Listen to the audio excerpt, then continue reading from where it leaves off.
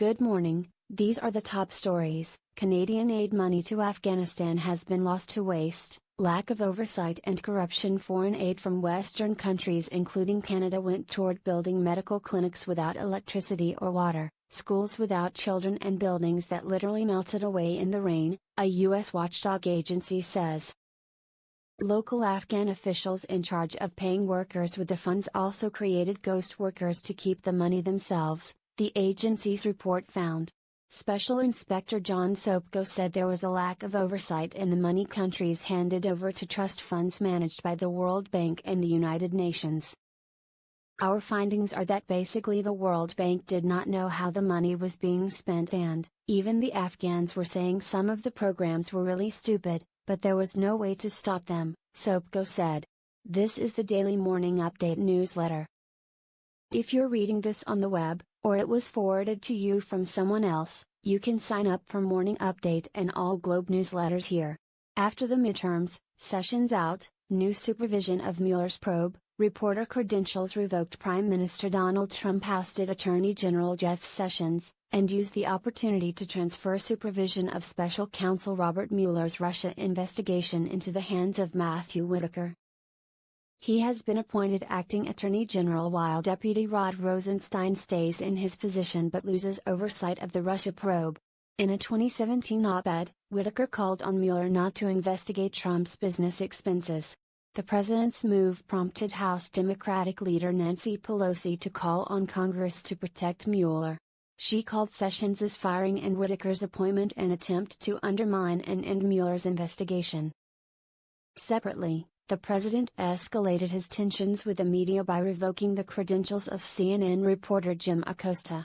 He's now barred from the White House after an exchange at a press briefing where Acosta asked Trump about the Russia probe and his immigration policy. Gunman kills 12, including sheriff's deputy, at Los Angeles area bar.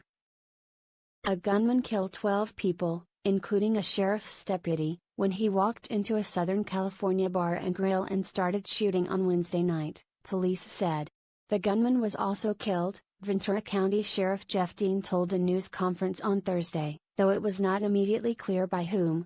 An unknown number of people were also wounded during the attack at the Borderline Bar and Grill, a country and western venue in the Los Angeles suburb of Thousand Oaks where a crowd had gathered for a night of dancing, drinking and eating. Mexico is moving to join Canada and Uruguay in ending marijuana prohibition. Legislation set to be tabled as soon as tomorrow will lay out regulations for the production and use of cannabis for medical and recreational use, and a major export target will be Canada, for subscribers. The legislation also draws heavily on what's been drafted in Canada, with Mexican ministers recently traveling north to meet with their counterparts. It will likely take at least a year before a new law kicks in. Legalization in Mexico isn't expected to have a notable impact in curbing violence linked to drug cartels, since most have moved on to other narcotics amid a drop in U.S. and Canadian demand. The U.S. midterm results are also being viewed as a success for the marijuana sector, for subscribers. Michigan voted to legalize recreational use, while voters in Utah and Missouri gave medical consumption the go-ahead. More importantly, two influential anti-cannabis politicians are out of Washington. The exits of Pete Sessions, House loss, and Jeff Sessions, forced resignation, could help pave the way for federal recognition of cannabis businesses that are legal at the state level. And no, the two men aren't related. Tony Clement has been forced out of conservative caucus after reports of his online interactions with women. A number of women took to social media to detail Clement's persistent interactions with them on Instagram. A former Tory aide, Rachel Curran, said Clement was known for sending multiple unsolicited messages to young women. She characterized the behavior as harassment, a charge Clement denied. Journalists Kim Fox and Andrea Gunn both said Clement's Instagram behavior made them feel uncomfortable, but said Clement didn't send them unsolicited pictures of himself. Clement first resigned from his critic duties on Tuesday evening after saying a person to whom he had sent explicit images threatened to blackmail him. The RCMP is investigating the alleged extortion. Got a news tip that you'd like us to look into? Email us at tips@globianmail.com. Need to share documents securely? Reach out via secure drop in case you missed it. Justin Trudeau apologized for Canada's decision to turn away Jews fleeing Nazi persecution. Hitler watched as we refused their visas, ignored their letters and denied them entry, the Prime Minister said, referring to the MS St. Louis ship carrying more than 900 German Jews seeking sanctuary in 1939. There is little doubt that our silence permitted the Nazis to come up with their own final solution.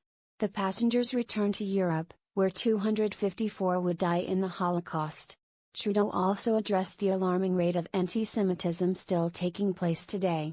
He said recent figures show 17% of all hate crimes in Canada target Jewish people. Morning markets. World stocks basked in an 8th straight session of gains in their longest winning streak of the year on Thursday, as reassuring trade data from China kept the previous day's post-US midterms risk rally rolling. Tokyo's Nikkei gained 1.8%, and Hong Kong's Hang Seng 0.3%, though the Shanghai Composite lost 0.2%. In Europe, London's FTSE 100 and the Paris CAC 40 were up by between 0.1 and 0.4% by about 6:35 a.m. ET, with Germany's DAX down 0.1%. New York futures were down. The Canadian dollar was still stuck below 76.5 US cents. What everyone's talking about: Canada's Siberian dead, how we've failed to bury the past. I wasn't expecting to learn anything about Canadian history during my visit to the Russian Far East. But then I met Yuri. One of the guides at the museum. Yuri was a former Soviet and Russian naval officer and a warm, soft-spoken older man, having served in the armed forces for a quarter century.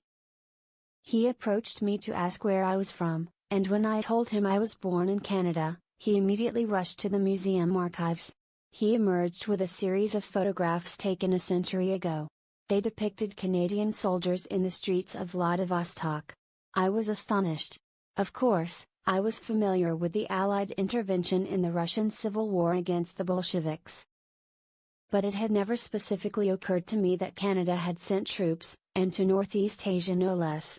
Vimy Ridge, Passchendaele and Juno Beach are all seared into the Canadian collective consciousness. But this was a forgotten battlefield. Zachary Piken, senior editor at Global Brief magazine: as Trump and a Democratic House face off, the U.S. IMCA may be caught in the middle. Trade was not a wedge issue in the U.S. midterm elections, but it's about to become a flashpoint in the new Congress as President Donald Trump squares off against the Democrat-controlled House of Representatives.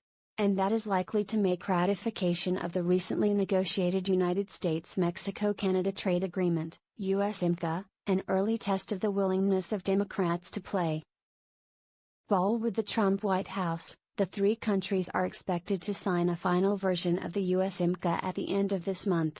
Ratification in the United States is unlikely before the incoming Congress takes over in January.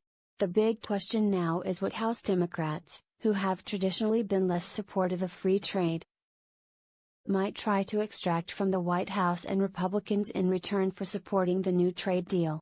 Barry McKenna the real wave in the U.S. midterms? The future is female. When Rashida Tlaib went to hear then presidential candidate Donald Trump speak at the Detroit Economic Club in 2016, she intended to make herself heard.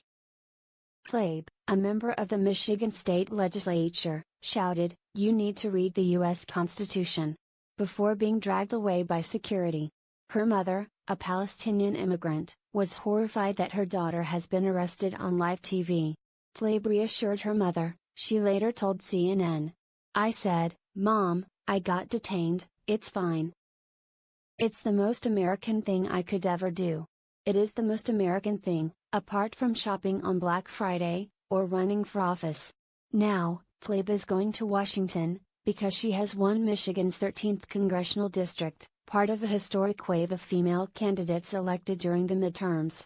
Elizabeth Renzetti, for subscribers, Living Better Travel Ideas, Oahu, Hawaii and South Pickle in Paris. Oahu, home to the urban metropolis of Honolulu, has a little something for everyone. Honolulu's Waikiki neighborhood is a PG-13 version of the Las Vegas Strip, and history buffs can get their fill by visiting the Iolani Palace. There's also the Diamond Head State Monument, which offers dramatic views if you're up for the 2-hour trek. Over in France, South Pigalle has become the cool spot in Paris. Filled with concept stores and boutique hotels, it draws comparisons to New York's Williamsburg, but with a French twist. There's also scores of bars worth a stop, and food ranging from killer bakeries to a delicious Japanese tapas joint. Moment in time: Norman Rockwell dies November 8, 1978, when the beloved American artist died of emphysema at the age of 84 in 1978. The genre paintings of Norman Rockwell felt out of touch with a country emerging from the Vietnam War and struggling with stagflation.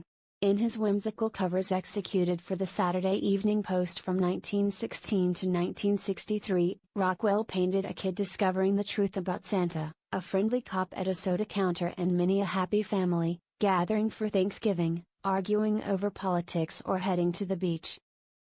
After he left the Post, Rockwell did make his liberal politics more explicit. In The Problem We All Live With, he depicted an African-American girl walking to school accompanied by U.S. Marshals amid racial slurs, but the illustrator will always be remembered as a sentimentalist. His often unhappy personal life did not reflect the simplicity of the idealized United States he depicted. His wife Mary waged a long battle with depression, while he was a workaholic who fussed over every aspect of compositions created using live models and detailed props, as well as obsessing over his reputation. That has achieved a great reassessment in recent years. Critics and curators now praise his lifelong social engagement, keen observation of human relations, and masterful technique. Kate Taylor. If you'd like to receive this newsletter by email every weekday morning, go here to sign up. If you have any feedback, send us a note.